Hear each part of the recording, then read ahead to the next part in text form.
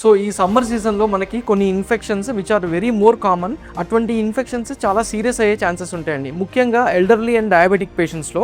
ఎందుకు అంటే ఈ డయాబెటిక్ పేషెంట్స్లో కానీ ఎల్డర్లీ పేషెంట్స్లో కానీ మనకి ఇమ్యూనిటీ పవర్ తగ్గిపోతుంది. డీహైడ్రేషన్ వల్ల అండ్ మెటబాలిక్ స్ట్రెస్ వల్ల మనకి ఈ చిన్న చిన్న ఇన్ఫెక్షన్స్ కూడా చాలా సీరియస్ అయ్యే ఛాన్సెస్ ఉంటాయి. సో వీటికి ముందే వ్యాక్సిన్స్ తీసుకుంటే మనం దాన్ని ప్రివెంట్ చేసుకోవచ్చు. సో ఆ వ్యాక్సిన్స్ ఏంటో మీరు తెలుసుకోవాలనుకుంటే ఈ వీడియో ఫాలో అవ్వండి. హాయ్ అండి, నేను మీ డాక్టర్ హరీష్ కుమార్ జిల్లా, diabetologist, general physician and critical care specialist at treatment range hospital. So firstly వచ్చి మనకి ఇన్ఫ్లుయెన్జా వ్యాక్సిన్ అండి.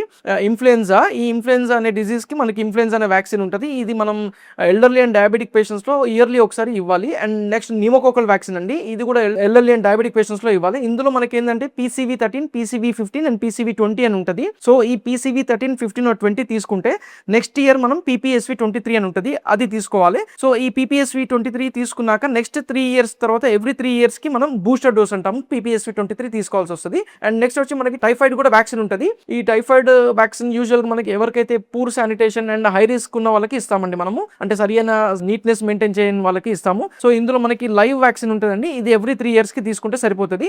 అండ్ హై రిస్క్ ఉన్న వాళ్ళకి ఏంటంటే ఎవ్రీ 3 years తీసుకుంటే సరిపోతుంది. అండ్ నెక్స్ట్ వచ్చి మనకి హెపటైటిస్ ఏ అంటామండి. ఈ హెపటైటిస్ ఏ అనే ఇన్ఫెక్షన్ మనం యూజువల్ గా లివర్ ని ఎఫెక్ట్ చేస్తుంది. సో ఈ హెపటైటిస్ ఏ అనే వ్యాక్సిన్ ఎవరెవరికి ఇస్తామంటే మనము ఎవరైతే నాన్ ఇమ్యూన్, అంటే ఇంతకుముందు ఎవరికైతే ఆ హెపటైటిస్ ఏ అనే వైరస్ నుంచి ఇమ్యూనిటీ పవర్ లేని వాళ్ళకి ఇస్తాము. అండ్ ఇది మనం ఎలా ఇస్తామంటే 0 and 6, అంటే ఇవాళ తీసుకుంటే నెక్స్ట్ వచ్చి 6 months తర్వాత ఇంకోటి తీసుకోవాలండి. నెక్స్ట్ టెటనస్ అండ్ డిప్తీరియా, ఇది ఎవ్రీ 10 years కి తీసుకోవాలి. టెటనస్ వ్యాక్సిన్ ఇది every 10 years. And booster dose వచ్చి 5 years. అది కూడా ఒకవేళ ఎవరికన్నా బాగా వూండ్స్ వచ్చి అది చాలా సివియర్ గా ఉంటే, అంటే ఎవరికైతే దెబ్బలు తాకే చాలా సివియర్ గా ఉంటే అటువంటి వాళ్ళకి మనం ఇది ఇస్తామండి. అండ్ ఇది recommended for all adults. And next వచ్చి జోస్టర్ అంటాము, హెర్పిస్ జోస్టర్. ఇది యూజువల్ గా ఏంటంటే మనకి diabetics and all immuno compromise patients కి ఇస్తాము. ఇది ఎలా అంటే మనం 0 to 6 అంటాము.